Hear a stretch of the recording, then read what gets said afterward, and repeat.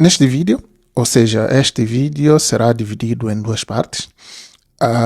Na primeira parte, vamos ver a notícia da RTP África. Na segunda parte, vamos fazer uma análise ao texto do Dr. Boubacar Touré, uma publicação feita no Facebook, que achamos muito importante, muito interessante e que vamos analisar durante a segunda parte do nosso vídeo. Até lá, fiquem com a notícia da RTP África. Bem-vindos ao Jornal da África. Na Guiné-Bissau, Domingos Simões Pereira, que foi reconduzida à 2ª Esquadra de Bissau na sexta-feira passada, já tem autorização para receber visitas familiares e de advogados que o representam. A informação foi avançada à RTP por Roberto Indec, um dos advogados do coletivo de defesa do líder do PAIGC, que disse ainda que apenas faltam cumprir alguns procedimentos para que a autorização entre em prática. O Tribunal Militar, através do juiz de instrução criminal, acabou de preferir um despacho ainda ontem que autoriza a visita dos advogados e familiares do engenheiro Domingos Simões Pereira a este último. Entretanto, o Tribunal caucionou essa visita em função das regras procedimentais do próprio Ministério do Interior e do Secretariado de Estado da Ordem Pública. Mas, ao que se sabe até aqui, ainda o Tribunal não enviou a nota ao Ministério do Interior no sentido de informar a essa instituição. Denisa Nesaldo Pereira, filha de Domingos Simões Pereira, fala em atropelos aos direitos humanos e teme pela saúde do pai. Simões Pereira, líder do maior partido da Guiné-Bissau, foi detida há cerca de uma semana e a família apela à ajuda da comunidade internacional. Sucedem-se os receios e os alertas sobre a saúde de Domingos Simões Pereira, o líder do PAIGC, que está em prisão preventiva desde 10 de julho. A família de Simões Pereira fala em sequestro, em atropelo aos direitos humanos e condena alguma passividade da comunidade internacional. A comida tem sido entregue, mas tudo depende da vontade, da boa vontade de quem o mantém detido, sequestrado.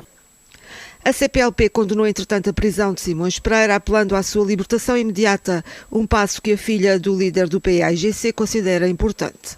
E esperamos que essa posição contribua para mobilizar outras organizações, nomeadamente da CEDEAO, da União Africana, da União Europeia, para que atuem em defesa da legalidade e das garantias fundamentais. Alguns silêncios ensurdecedores, mas também vários apelos à sua libertação por parte de instituições como o Parlamento Europeu colocam na agenda política a situação que se vive na Guiné-Bissau. O Presidente da República de Moçambique reagiu esta quinta-feira à detenção do Domingos Simões Pereira. Daniel Chapo defende que situações como esta não podem acontecer dentro da comunidade de países de língua portuguesa. O caso da Guiné-Bissau é um desafio para a nossa comunidade. Não é pela primeira vez. É um país que tem tido estas instabilidades políticas, principalmente pós-eleitorais, porque é o país que estava a presidir a CPLP e esta prisão, portanto, do Dr. Domingos, é uma prisão que nós precisamos também de analisar por parte, portanto, da CPLP e em função disso depois podermos ver qual o trabalho que deve ser feito, ou a nível diplomático, ou mesmo ao nível das relações entre os nossos países e a CPLP, por forma que possa se encontrar uma solução. Como já tínhamos prometido, na segunda parte do vídeo, quero trazer-vos uma voz muito diferente das que já analisamos noutros vídeos. É um texto de opinião assinado por Dr. Boubacar Touré. Ele é ativista dos direitos humanos da Guiné-Bissau e o que ele escreve funciona quase como um espelho crítico apontado diretamente às próprias autoridades de transição da Guiné-Bissau. Boubacar Touré abre o seu texto com uma frase de grande peso político. Passo a citar: nenhum governante permanece para sempre, mas as consequências das suas palavras podem perdurar durante muitos anos. Esse é um preço demasiado elevado para um povo que continua a aspirar à estabilidade, à paz, ao desenvolvimento e à consolidação da democracia. Reparem no que esta frase está de facto a dizer. O poder é temporário, mas o dano causado pela forma como esse poder se exerce hoje pode marcar a Guiné-Bissau durante gerações. O argumento central do texto de Boubacar Touré é uma resposta direta àquilo que já analisamos noutros vídeos, a forma como o Conselho Nacional de Transição tem respondido a qualquer crítica externa, invocando a soberania nacional. E aqui, um ativista guinense desmonta esse argumento com uma clareza notável. Passo a citar. Importa recordar que nenhum Estado exerce hoje uma soberania absoluta. Todos os países que integram as Nações Unidas, a CEDEAO, a União Africana ou a Comunidade dos Países de Língua Portuguesa aceitaram livremente compromissos comuns em matéria de democracia, Estado de Direito e direitos humanos. Por isso, ninguém deve invocar a soberania nacional para desvalorizar estes princípios. A democracia, o Estado de Direito e os direitos humanos são valores universais e obrigações livremente assumidas pela própria Guiné-Bissau. Este é, para mim, o ponto mais importante de todo o texto. Boubacar Touré está a dizer com todas as letras que a soberania não é um escudo que protege qualquer decisão interna de escrutínio externo. A Guiné-Bissau assinou tratados, aderiu a organizações e assumiu compromissos.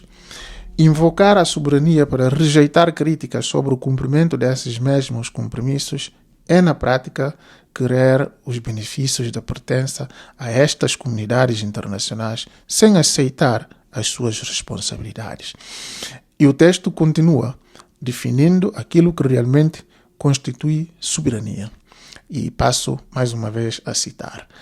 A verdadeira soberania afirma-se através de instituições credíveis, do respeito pela Constituição, da independência da justiça, de eleições livres e da proteção das liberdades fundamentais.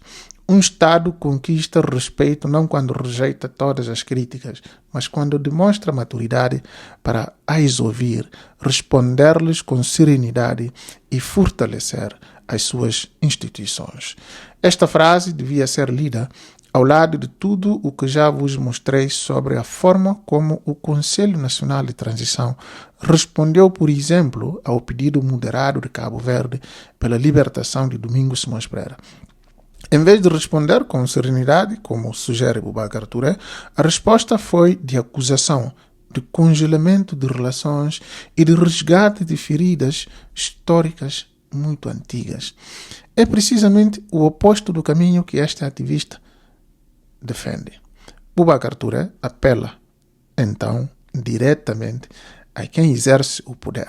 E passo mais uma vez a citar. Enquanto cidadão comprometido